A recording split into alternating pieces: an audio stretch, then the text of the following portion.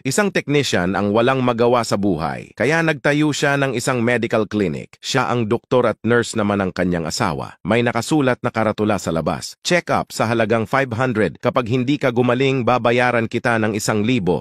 Napadaan ang isang tunay na doktor at nabasa ang karatula. Naisip niyang magpa-check-up para utakan ng technician. Easy money daw, sabi niya. Doktor, magpapa-check up ako. Nawalan ako ng panlasa. Technician, nurse, kunin mo sa box 22 ang gamot at patakan mo ng 3 beses sa bibig ang pasyente. Doktor, gasolina to wa. Technician, congrats! Bumalik na ang panlasa mo. 500 lang ang bayad doon. Nainis ang doktor dahil nautakan siya. Kaya naisipan niyang bumalik makalipas ang ilang araw para bawiin ang pera niya. Doktor, magpapa-check up ako. Madalas na ako makalimot at wala nang matandaan kahit na ano. Technician, nurse, kunin mo sa box 22 ang gamot at ipatak mo ng 3 beses sa bibig ng pasyente. Doktor, teka lang, ito yung binigay mo sa akin nung nakaraan? Gasolina to eh. Technician, congrats, bumalik na ang alaala mo. 500 lang ang bayad para dyan. Galit na umalis ang doktor dahil nautakan na naman siya, kaya bumalik ulit siya makalipas ang ilang araw. Doktor, magpapa-check up ako. Malabo na paningin ko at hindi na ako nakakakita ng kahit ano. Technician, wala akong gamot para dyan. Ito ang 1,000.